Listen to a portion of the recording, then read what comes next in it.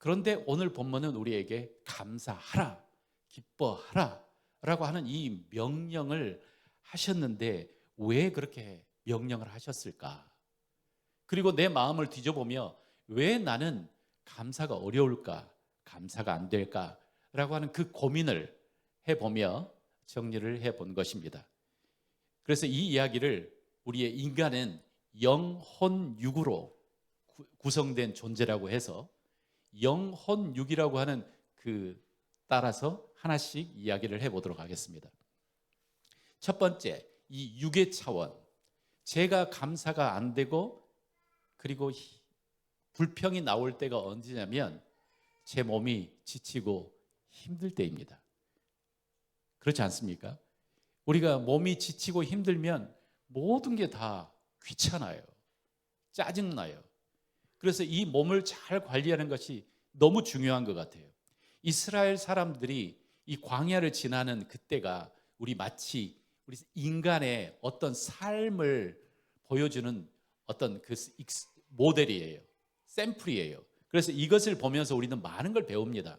이스라엘 사람들이 불평과 불만을 쏟아놓는 그 때가 언제냐면 홍해를 보고 홍해를 지나가고 그리고 지나가는 어느 시점에 한 달이나 그때부터 서서히 몸이 지치고 힘들기 시작했어요.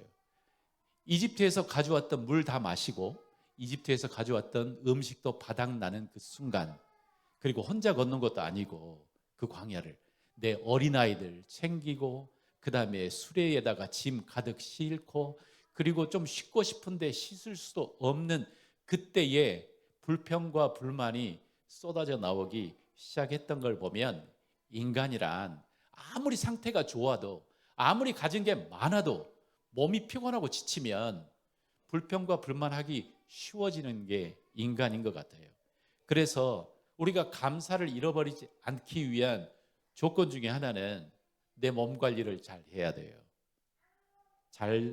내 몸 관리를 잘 하는 것, 건강하게 하는 것, 이거 진짜 중요한 것 같아요. 저는 장사가 없는 것 같아요. 내 몸이 힘들고 지친데도 그때도 사랑합니다, 축복합니다, 감사합니다, 그렇게 쉽게 하는 사람을 제가 만나본 적이 없어요. 지혜로운 사람은 자신의 몸을 알고 자신의 몸 상태를 압니다. 그래서 쉴 때를 알고 쉬어줍니다. 그럴 때에 나도 행복하고 내 주변에 있는 사람들이 놀라지 않고 주변에 있는 사람들도 행복합니다. 그래서 이 육의 차원에서 우리의 몸 관리를 하는 것이 큰 지혜입니다. 자, 그 다음에 우리의 마음은, 우리의 몸은, 우리 사람은 육으로만 만들어진 게 아니고 마음이라고 하는 것이 있습니다. 마음의 차원에서 우리가 감사를 잃어버릴 때가 어느 때인가 곰곰이 생각을 해봤더니 그때가 어느 때냐면 마음에 있는 나침판 같은 것을 잃어버렸을 때 우리 마음은 불평과 불만으로 가득 차지기 시작하더라고요.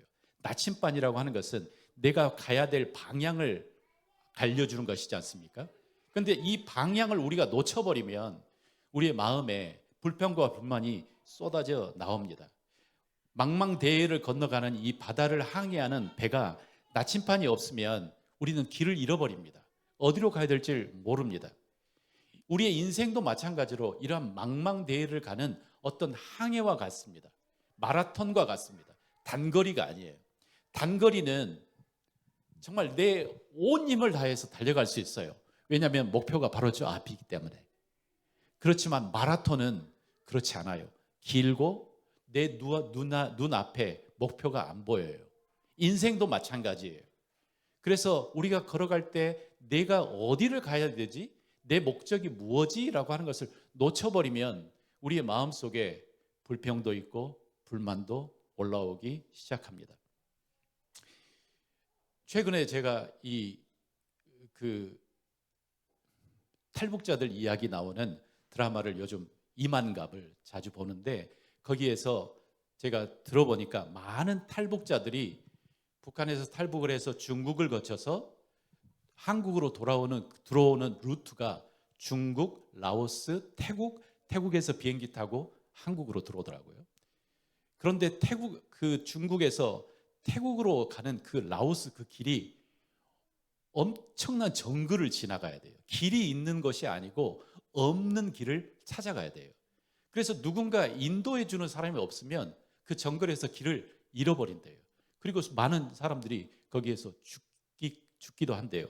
그러니까 걸어가다가 정글에서 길을 잃어버리면 그때부터는 뭐냐면 나침판을 잃어버린 것 같은 그러한 상태가 되는 거예요. 그래서 이 스토리 중에 어떤 한 여인이 가족과 함께 북한을 이제 탈북을 했고, 그리고 중국을 거쳐서 이제 오는데 거기에는 아버지도 계시고 어머니도 계시고 할머니도 계시고 이 여자분이 마치 그 인도자 같은 사람이었어요. 그러다가 라오스를 거쳐서 하는데 가족과 자기가 분리가 됐고, 그리고 라오스 국경에서 가족들은 경찰에 잡혔어요. 그리고 자기는 안 잡히기 위해서 그 정글 속으로 들어갔는데 거기서 길을 잃어버렸어요. 그래가지고 거의 한 달 동안 그곳을 헤매며 이제 죽었구나 라고 자포자기하는 그때에 기도를 했답니다. 하나님, 이제 이것이 제 인생의 끝인가요? 그런데 딱 보니까 옆에 작은 오솔길이 보이더래요. 이 길을 따라가면 뭔가 나오겠구나. 인생도 걸어가다가 정글이나 망망대해에서 나침판을 잃어버리고 방향을 잃어버리면 우리는 그렇게 되는 것 같아요.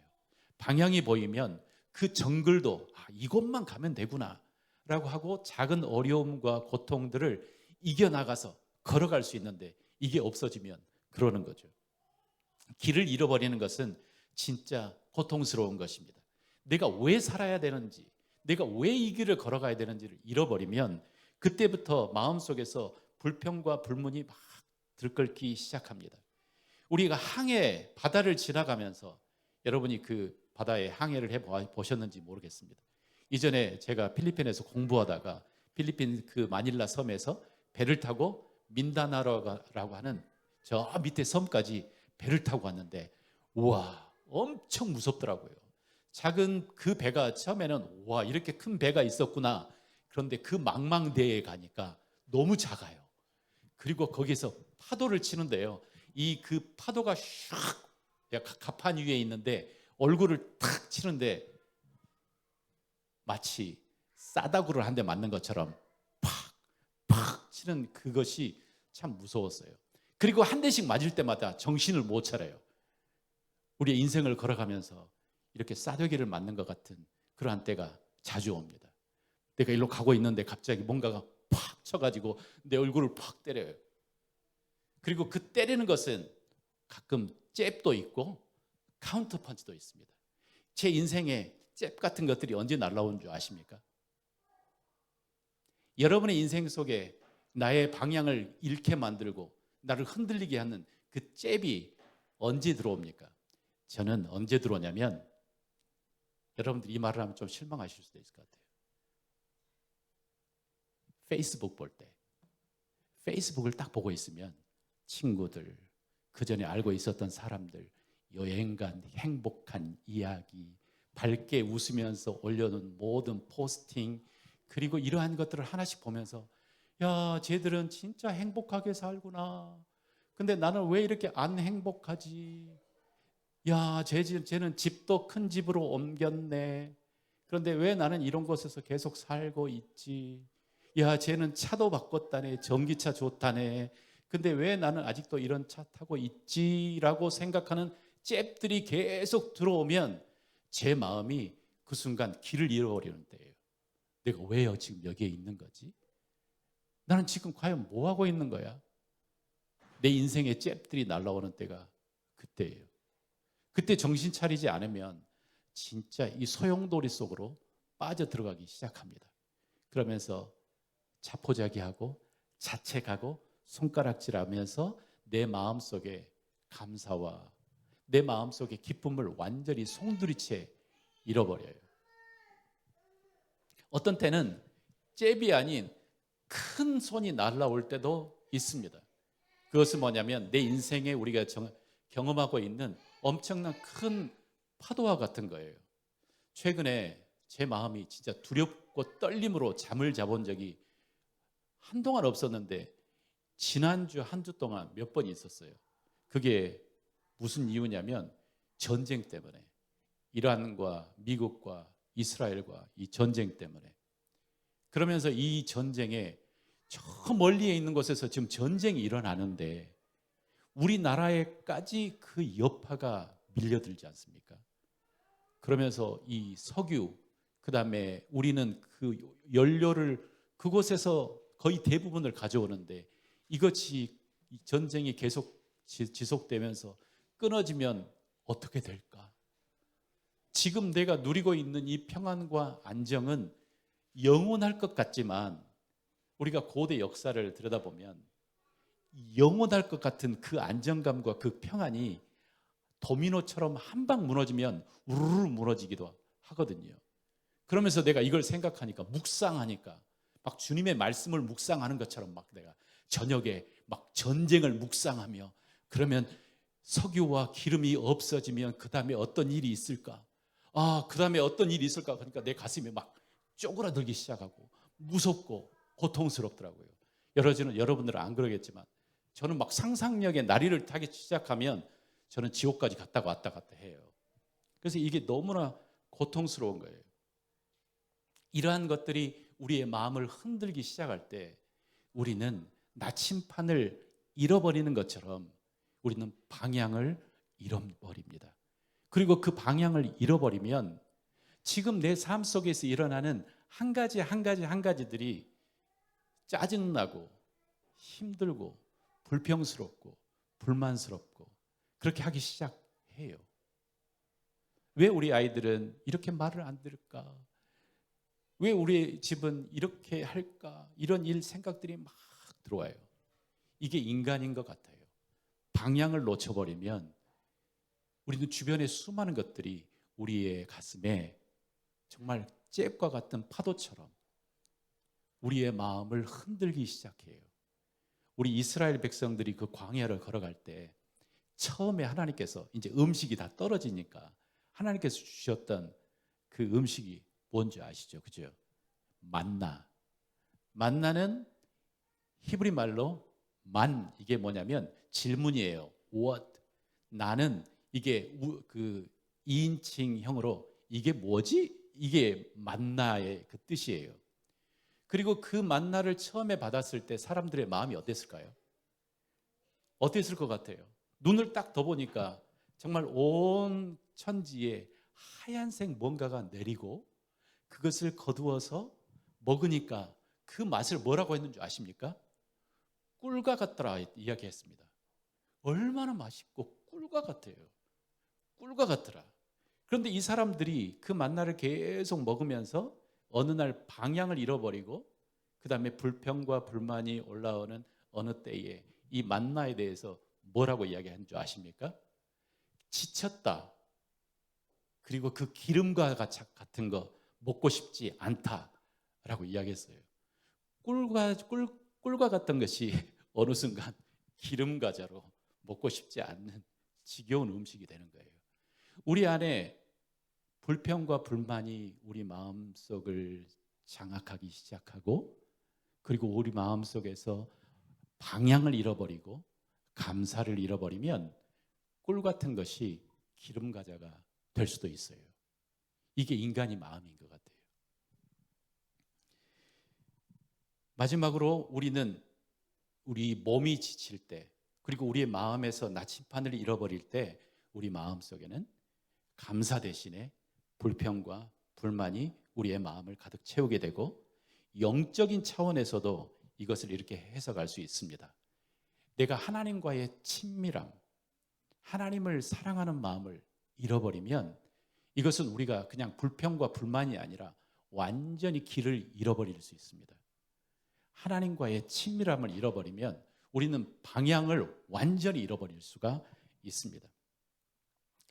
하나님의 말씀, 하나님을 사랑하는 것이 성경은 뭐라고 하냐면 마음에 하나님의 말씀은 내 발의 등이요 내 길의 빛이다 라고 우리가 알고 있지 않습니까? 그러니까 이 인생을 걸어가면서 하나님을 사랑하는 것 또 하나님의 말씀은 내 걸어가는 길에 빛이고 등불이에요. 그래서 이걸 보면서 우리는 하루하루 걸어가고 있는 거예요. 그래서 이 영적인 그 파워가 보통은 잘 안 느껴져요. 그렇지만 우리가 어렵고 힘들 때 이 영적인 힘은 정말 밝게 빛나는 그 힘처럼 떠오르기 시작해요. 그래서 내면의 영적인 힘을 가지고 있는 사람은 폭풍과 환란과 어려움 속에서도 흔들리지 않고 딱 서 있을 수 있는 힘을 갖게 되는데, 이 힘이 없으면 사람이 무너져요. 사람이 무너져요. 제가 러시아에서 사역을 하고 있을 때 한번 어떤 일이 일어났었냐면, 우리 체첸에 있는 거기에 전쟁이 일어났고, 그리고 거기에서 수많은 남자들이 죽었어요.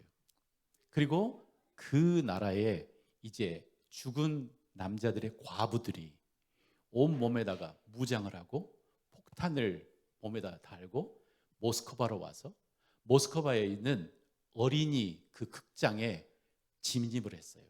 그리고 거기에서 연극을, 그 드라마가 일어나고 있는데, 거기에 있는 사람들을 다 볼모로 가두고, 그리고 그 사람들이 그 안에 들어오고 장악을 했어요. 그러면서 이제 몇 가지를 이야기를 하는데, 그 주장을 하는 거죠. 그리고 그러한 상태에 너무 위험하니까 뭐 특수 무대들이 들어갈 수 있는 것도 아니고 힘든 상황이 하루 이틀 꽤 오래 지났던 것 같아요. 그리고 거기에 있었던 그 극장 의자에 앉아 있었던 사람들이, 관람객들이 밖으로 나가지도 못하고 거기에서 2, 3일을 그 극장 의자에 그대로 앉아 있었어요. 겨우 먹을 것과 그 다음에 그러한 상태에서, 그러다가 이제 푸틴이 뭘 했냐면 거기다가 가스를 주입을 하고, 그 다음에 그 가스는 사람들을 기절하게, 혼절하게 만드는 어떤 가스라고 이야기하더라고요. 그러면서 가스를 주입하고 거기를 들어가서 거기를 점령을 했는데, 그 마지막에 했던 사람들이 이렇게 이야기하더라고요. 누가 죽을 줄 알았다라고 이야기하더라고요. 그러니까 뭔가 그 사람을 살게 하는 마지막 힘이 있는 거예요. 이건 체력도 아닌 것 같아요. 체력을 뛰어넘는 나를 생존하게 하는 강력한 힘, 그것은 내면의 힘이에요. 내면의 힘. 하나님과 붙잡은 그 힘이에요. 이건 보통은 잘 안 보여요. 그러나 우리가 어려운 상황을 지나갈 때에 정말 내 안에 있는 그 하나님을 믿는 그 힘이 올라와요. 사랑이라고 하는 그 힘. 이 하나님을 믿는 그 힘은 뭔가 우리가 기독교회에 가야지 어떤 종교적인 행위가 아니에요. 하나님을 사랑하는 그 힘, 이게 붙잡고 있으면 모든 걸 뛰어넘을 수 있는 그 힘이 되더라고요. 그래서 우리가 무너지는 그 무너짐의 마지막에는 뭐냐면, 하나님에 대한 신뢰를 잃어버리고 하나님에 대한 사랑을 잃어버리면 우리는 매우 빨리 불평하고 불만하고 그러다가 길을 잃어버리게 됩니다. 그래서 하나님은, 성경은 뭐라고 하냐면 하나님을 사랑해라 라고 이렇게 이야기합니다. 예수님께서도 베드로를 만나면서 뭐라고 질문하냐면 네가 나를 사랑하니? 라고 이렇게 물어봅니다. 하나님을 사랑하는 것이 가장 으뜸이다 라고 이렇게 이야기합니다. 우리 사랑하는 형제자매 여러분, 여러분의 마음에 진짜 하나님을 사랑하는 그 사랑함이 더 깊어지기를 주님의 이름으로 진짜 축원합니다. 이게 우리를 살아갈 수 있는 우리의 코어 근육과 같은 거예요. 우리의 코어 근육과 같은 거예요. 어려움과 힘듦을 뛰어넘게 하는 그 코어 근육과 같은 거예요. 그래서 이 감사하라고 하는 것은 커다란 인생의 그림 속에 우리를 지켜주는 힘이에요. 오늘 본문에 기뻐하라, 기도하라, 감사하라. 왜 이 세 가지를 이야기해 두었을까? 다른 명령도 많을 텐데 라고 하는데, 이것에 대해서 주석은 이렇게 써졌더라고요. 히브리 사람들은 이 세 가지를 중요하게 해요. 3세판 3번. 왜냐하면 3개가 있으면 뭔 물건도 다리 3개가 있으면 딱 버틸 수 있잖아요. 그죠? 다리 2개가 있으면 무너지는 것처럼 이 3개가 바로 우리를 하루하루를 지탱해주는 그 힘이라고 하는 거죠. 기뻐하고, 그 다음에 감사하고, 기도하는 것이 바로 오늘을 살아가는 우리의 영적이며 우리의 마음을 지탱해 주는 바로 그 힘인 거예요. 그래서 우리의 기쁨은 하나님을 향한 우리 내면의 상태를 이야기해요. 그리고 기도는 하나님과의 연결고리예요. 그리고 감사는 하나님에 대한 나의 인정이에요. 그래서 이것은 억지로라도 해야 돼요. 힘들더라도 해야 돼요. 내 하루하루를 내가 길을 잃어버리지 않고 내가 온전히 서 있기 위해서 우리는 억지로 기뻐해야 되고 억지로 감사해야 되고 힘들 때라도 우리는 하나님께 이것들을 기도로 올려드려야 돼요. 이게 바로 이 마라톤을 걸어가는 긴 항해를 걸어가는 우리에게 방향을 잃어버리지 않게 하는 그 힘이에요. 그 힘. 그래서 감사하는 거, 힘들고 어려운데 감사하는 거 쉽지 않아요. 그러나 한 걸음 뒤로 물러서서 내가 지금 어디에 있는지, 하나님은 나에게 어떤 분이신지, 나에게 어떤 것을 주셨는지, 어떤 축복을 주셨는지를 이렇게 생각해 보는 것은 굉장히 건강한 습관입니다. 그래서 우리한테 명령한 거예요. 항상 기뻐하라, 쉬지 말고 기도하라, 범사에 감사하라. 그러면서 이거 뭐라고 하냐면 이는 그리스도 안에서 너희를 향하신 하나님의 뜻이다. 하나님의 뜻이다. 라고 이렇게 이야기하고 있습니다. 기쁨이 사라지는 순간 우리 마음속에는 우울해지고 냉소가 가득 차고 기도가 끊어지면 하나님과 단절되는 것이고 감사가 사라지면 우리 마음속에 불평과 원망이 가득 차요. 은혜의 사이클은 감사하고 기뻐하고 기도하고 또 감사하는 이 사이클이 있고요. 반대로 불평하고 기쁨을 잃어버리고 기도가 끊어지면 더 불평하는 또 다른 사이클들이 있어요. 하나님은 우리가 이 또 다른 사이클 속에 들어가기를 원치 않으세요. 이건 행복한 삶이 아니에요. 이것은 즐거운 삶이 아니에요. 하나님이 원하시는 삶, 그리고 진짜 우리를 지켜주는 삶은 뭐냐면 기뻐하고 기도하고 감사하고 또 더 기뻐하는 이 사이클 속에 우리가 있기를 원해요. 그래서 우리가 만날 때마다 우리가 감사하라고 이야기하고 감사 제목이 뭐냐고 물어보는 거예요. 오늘 제목이 감사로 오늘을 포장하라고 이 제목을 쌌는데 이 제목 참 괜찮은 것 같아요. 감사로 오늘을 포장해야 돼요. 여러분의 인생, 나의 인생을 내가 바라보면서 나의 인생은 어떤 인생일까? 그 결론을 짓는 것은 나의 몫이에요. 그렇지 않습니까? 아무리 소중한 거라도 이 안에 엄청나게 소중한 게 들어있는데 내가 이렇게 신문지로 싸서 대강 던지면 내 인생의 가치는 이 포장과 비슷해져요. 나는 뭣도 없고 어떤 것도 안 됐고 가지고 있는 것도 없고 능력도 없고 에이 내 인생은 그러면서 어떤 포장지로 싸느냐에 따라 내 인생은 그렇게 보여지고 내 인생은 내가 그렇게 받아요. 그렇지만 똑같은 인생일지라도 예쁜 포장지에 리본까지 달아서 내 인생의 가치를 내가 매기면 하나하나 내가 감사하다고 생각하면 내 인생은 그런 거예요.